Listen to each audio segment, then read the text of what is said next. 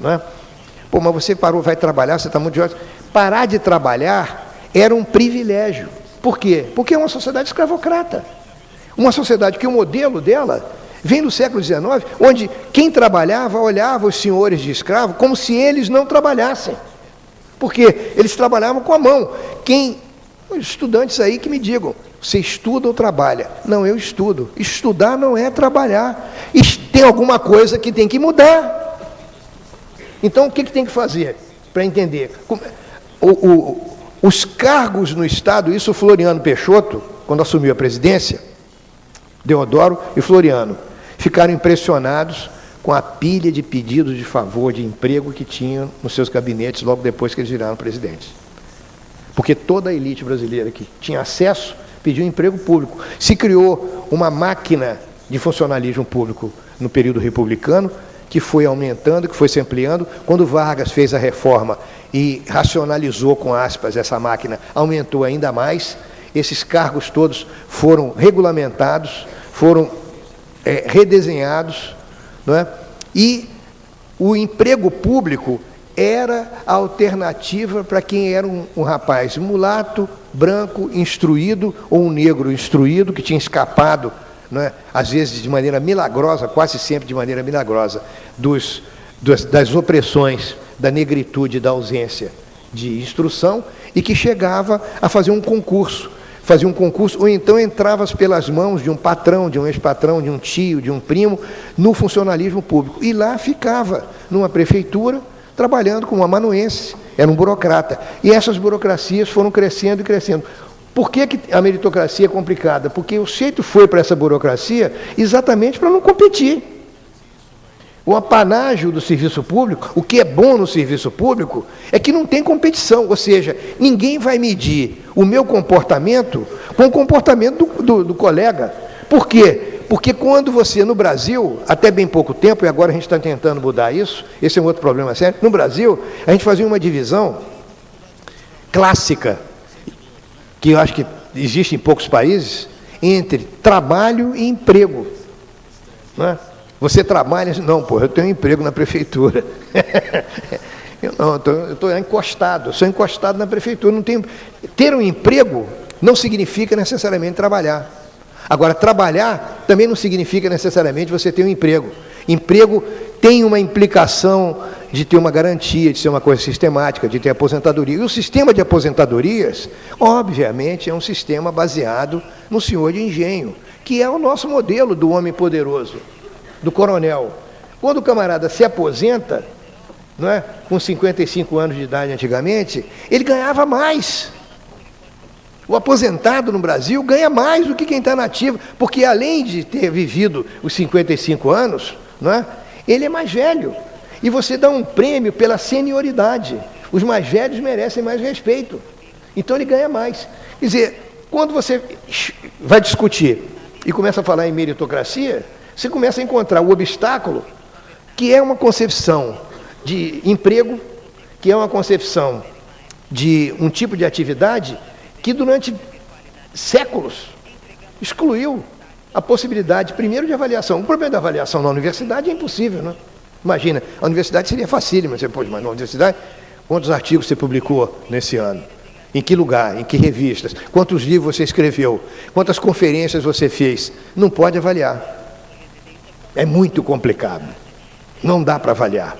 A avaliação é complicado. O negócio do mérito é muito complicado. Então todo mundo tem que ganhar a mesma coisa. E uma ideia, que talvez seja uma ideia católica cristã, de uma igualdade que não é uma igualdade liberal e moderna, porque uma igualdade não é igualdade perante a lei, não é igualdade perante uma tarefa, não é uma igualdade perante uma função, é uma igualdade substantiva. E todos os homens são iguais, porque todos os homens precisam de comer, precisam de dormir, têm direito a casar, têm direito a sustentar os seus filhos. Então, com esse tipo de igualdade, na realidade, todos nós tínhamos que ganhar o mesmo salário. Né? E esses são os complicadores. Então, o que eu diria? O desenho.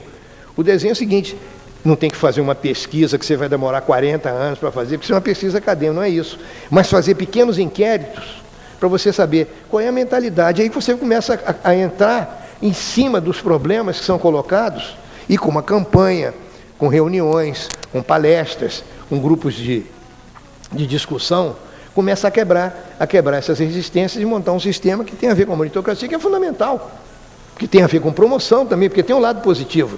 A meritocracia não é só negativa. Agora, a resistência, a meu ver, é isso. Quem, em geral, entrava no funcionalismo público, estava fugindo da competição, estava fugindo do fato de que você, na sua vida, tem que estudar o tempo inteiro. Você entrou, não vou me preocupar mais, agora eu sou funcionário público federal. Tem uma história muito velha, é uma piada, né? Que foi contada para mim em Mato Grosso, aqui da Uana, Mato Grosso, que era um boizinho, era um boizinho que puxava uma carroça. E era um boizinho mais trabalhador da cidade. Quando queriam fazer um trabalho pesado, um toco de pau que estava atrapalhando, eles manda chamar o boizinho. Aí o boizinho vinha, amarrava lá, boizinho, vamos lá, boizinho, maravilhoso. Aí um dia o prefeito ficou impressionado, nomeou o boizinho funcionário municipal. Aí o boizinho parou de trabalhar. Chamar o boizinho, vem cá, boizinho.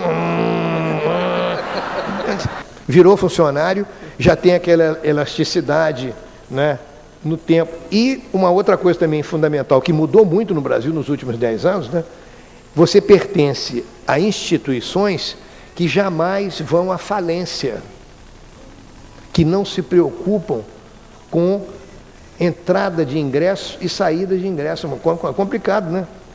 Você ali está garantido. E quase todas as instituições brasileiras que se prezam foram desenhadas dessa maneira. O modelo é esse, né? É uma coisa permanente, eterna.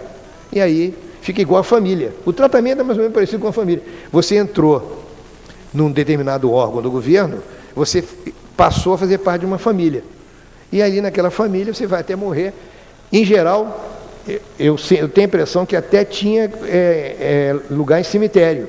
Tanto que a Academia Brasileira de Letras, né, dizem que só dá duas coisas, um plano de saúde e o mausoléu no São João Batista, para os imortais, né, que é um negócio caríssimo. O enterro hoje é uma coisa cara, mas ele diz que é muito bom por causa disso. Nós temos uma série extensa de questões aqui, acho que é muito maior do que o tempo que nós teremos para respondê-las. Eu vou tentar agrupar as questões de forma que o professor Roberto da Mata fale de questões sobre as quais ele não falou ainda e que as questões guardem uma relação entre elas. Então, vou endereçar duas aqui inicialmente. A primeira é: o senhor concorda que a ideologia do jeitinho colabora para o fortalecimento de uma cultura da corrupção? Seria um obstáculo para a reforma do Estado? Então, a relação entre jeitinho e corrupção. Outra, eu acho que é parecida. Olha, o senhor acredita que a cordialidade é um obstáculo intransponível para a desejada modernidade? Eu não acho que nada seja impossível. Eu tenho que colocar isso bem claro. Eu acho que uma das características dos grupos humanos, da condição humana, eu hoje posso dizer isso com tenho direito de dizer isso. Eu acho que o ser humano é um animal tocado à loucura. Eu acho que nós todos somos malucos. A questão é qual é a maluquice que você tem. Tem maluquices que são razoáveis, que a maioria de nós tem, né? Tem as maluquices malucas que tem que prender o cara no manicômio, porque são perversas, ou outras tem que prender em penitência, mas os seres humanos são malucos. Então, nós temos a capacidade de nos transformarmos naquilo que quisermos. Não existe impedimento, porque nós somos tocados a valores, nós somos tocados a receita. Cada um de nós é tocado por uma receita, razão pela qual faz muito sucesso as pessoas que fazem aquelas conferências que dizem os 10, se eu fizesse a conferência aqui em Vitória, fosse, né, em vez de professor, fosse doutor, médico, especialista em lógica fisiológica, fisiologia da mente, e fizesse uma palestra, os 10 passos para a felicidade, isso aqui ia cair gente lá de cima. O cara dizia, eita! Especou, mas enfermeiro, os enfermeiros vinham pegar. Porque todo mundo quer uma receita, nós estamos procurando. Por quê? Porque não tem receita. Não existe. O problema dos intelectuais dos países periféricos, russos, latino-americanos, é que eles levaram muito a sério as receitas que foram fabricadas na Europa, só que lá as receitas foram sendo discutidas e criticadas. Quando o Rousseau escreveu o livro dele, o Rousseau não tinha seguidor na França, porque tinha gente que pensava exatamente o oposto do Rousseau. Mas quem leu o Rousseau na Argentina achou que o Rousseau era a última palavra e aplicou o Rousseau na Constituição. Aí começa a estar o problema, porque nós queremos certezas, nós queremos as receitas, não é? Então, todos esses elementos, cordialidade, jeitinho, que fazem parte das nossas estruturas, nossas práticas sociais, tem um lado positivo e tem um lado negativo.